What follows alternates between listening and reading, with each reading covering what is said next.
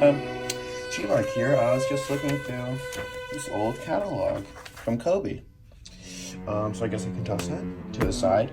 So hey guys, it's that time of the week again. It's TreeBark Day. Yes, that is a real thing.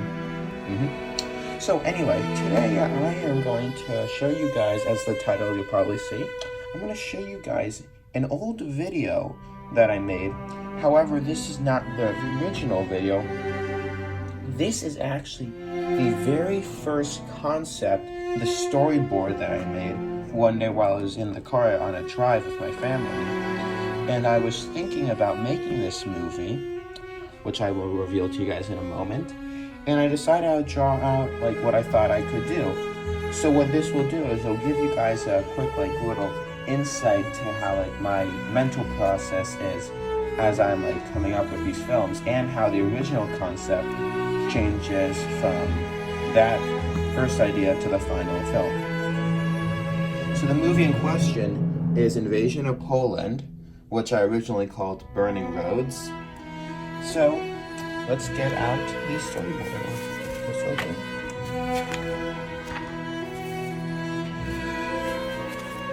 And as well, we also have some special announcements after this, so stay tuned for that. Just going to turn off my Discord notifications. So that is out of the way. There's that.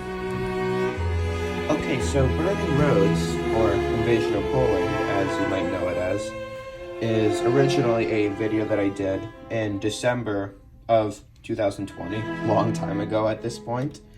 And what I basically did was, it was the Poles, they're on the road, they get attacked by the Germans, and a car comes by and they try to fight it off, and big explosions, Stuka bombs them. So this right here, this is the original concept. This is what I was first going to do. This is what I thought I would do in my imagination, my crazy imagination. So let's go through it. And I plan on adding sound effects to this or whatnot to make it very immersive and high quality, so to speak.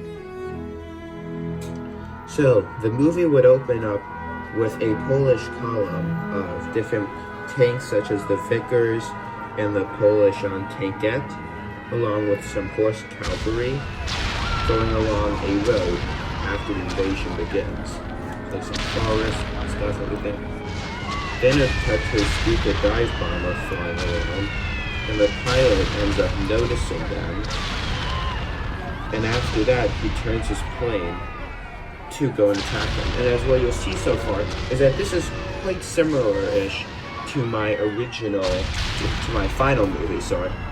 In the sense that we have the units going across the road, we have a fighter plane in that case, and then he spots them and he turns to go them. And you notice here as well, there's different angles, for the concept. It's not just from, top down, we have side perspectives and stuff, or close-ups, just to get it like that. And yeah, I haven't, looked at this in years. Just thought this would be something interesting for all of you, something different. So in the next scene, the Stuka comes to attack along with a Messerschmitt 109, rode straight from an attack. And as those fighter planes and dive bombers come in, the Poles go and they flee into the forest and woods, seeking cover. And then an explosion, and the plane flies away. So now the Poles go back onto the road to continue their advances in the vehicle wherever they're going. And as they're moving along, they end up spotting some buildings here. So the soldiers go to secure it, and the tanks move on. Tankette moves over to the side to secure the area and set up a little base.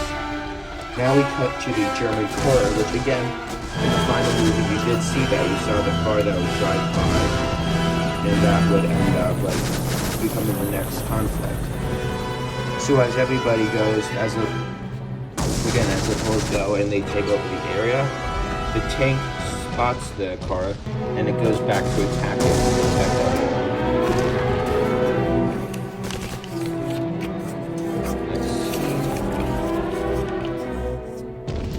So now they battle each other. KO. the German car explodes because, well, machine guns versus a big cannon doesn't exactly work too well. But now the Stuka returns, or I don't know if I would have done it just the Messerschmitt attacks, but either way, the Stuka now appears, and it dive bombs the tank, and now the tank is completely destroyed and explodes. So with that, all the soldiers and everybody now fortify their position, and a German army column comes like driving by, and then they get ambushed, and there's a huge battle. Explosions and stuff, and just let you guys look at these high quality drawings. It's pretty fun to see. And now we cut to a scene of a Heinkel 111, hopefully, to all my German fans, I'm pronouncing that correctly. So the Heinkel ends up flying over. However, because the Poles and Germans are so close to each other and there's fighting, it's unable to attack and bomb them. So with that, the Poles end up finally outnumbering and defeating the Germans, who go on to surrender. So there it is. That was the original concept. That was the original storyboard that I was thinking of doing for my Invasion of Poland movie. So as you'll obviously notice as I'm playing some clips from the movie, the final product would be somewhat different from that. Okay, so that is that. And now for some of the cool, exciting updates and special announcements. So last week, I got my wisdom teeth removed, so I had surgery, so I was like knocked unconscious, and my mouth was very sore. So because of that, I had to do a lot of icing, and I was very tired, which means I only could have like one hand free, as the other hand was always icing, which meant that I was unable to film any movies last week. So that was a bit of a bummer for me. However, I was able to watch a lot of movies, such as some of the Jurassic Park movies, and some of the Jaws movies, but I also finish up some summer work that I had to do for school, so that's all out of the way, so I don't have to worry about that later in the summer. And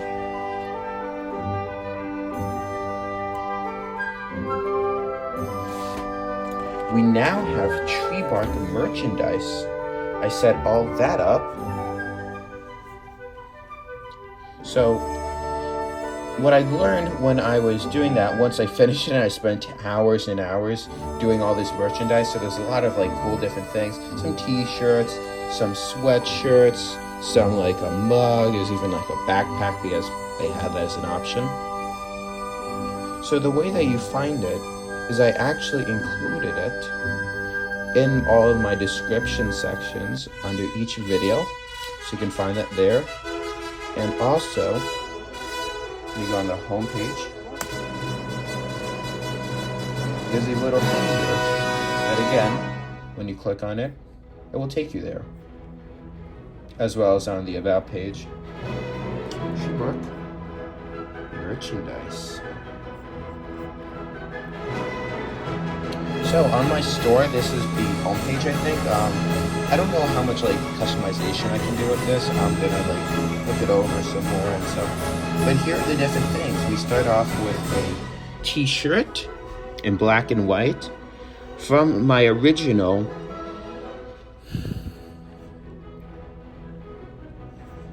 Yamato vs. Missouri movie.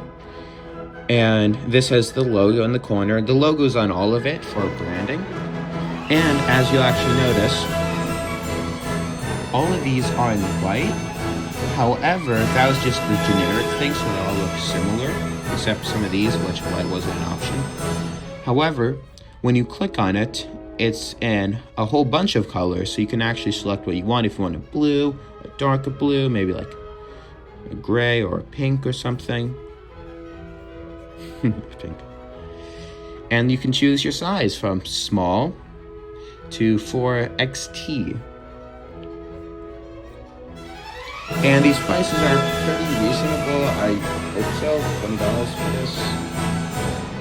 Like, it's not like I'm pulling in like an insane profit on this. But yeah, so you guys can check this out yourself. I'll just put the link in the description as well, and I'll probably go in like a little like banner that pops up around here. So we have like sweatshirts with like the banner and like again the logo. I have to stop doing that. I have to clean my screen. It's a complete mess. Then we have like some different ones. We have the Britannic sinking. We have an ugly Christmas sweatshirt that you want to get everyone, because why not support TreeBark? And again, the profits from this will be used to help continue to fund TreeBark and all of my endeavors with the movie and stuff. So yeah, we got a mug with the amazing TreeBark logo, public domain. So I think Yamato about to fire sweatshirt, more Jurassic Park stuff. We got a little sticker of the logo. We even have a phone case of Titanic. We have a backpack if you want that with some ships and stuff. That I spent like hours and hours on. It was just so time consuming. It was like, there was all these different options like where I could put things like around here and so I was trying to figure out what looks nice, what doesn't, like is this too much, and I finally settled on this design. And again, you can choose your color and stuff, like blue or whatnot, and it blends in with the Cobi and Lego pieces I use down here. The water effects. Yeah, that's about it, guys. That's about it for the merchandise, so that's all very cool. We even have kids shirts for the kids. So hopefully that is all exciting. And also, just for a few more updates, we have surpassed 6,000 subscribers, so thank you everybody for that. That is amazing.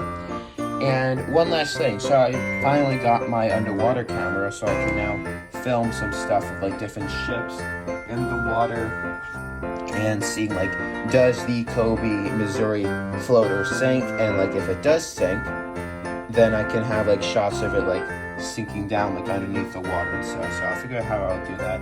And yeah, that's about it, guys. So thank you for joining me today on this wonderful Tuesday. Hopefully you all enjoyed July 4th and everything. And my next movie that I'm actually going to start today now is on the sinking of the Yamato. So that will have maybe some airplanes and stuff, but it's mostly going to be on the story of like Taffy 3, if I remember correctly, with like their tin ships, with like the destroyers like racing towards Yamato to sink it before she could like bombard the American landings at the Philippines. And that's going to be a lot of fun. And then later on this month, I'm going to finally, History Duck, hear this, I'm going to finally do part 2 of my sinking of the USS Indianapolis for the anniversary of her sinking on July 30th. So that's all for now, guys. Bye. Subscribe today to TreeBark Productions. Join my memberships and get cool perks. Check out some merchandise and hit that like button. Also hit the notification bell to subscribe and support me. Thank you for watching this. Have a lovely day.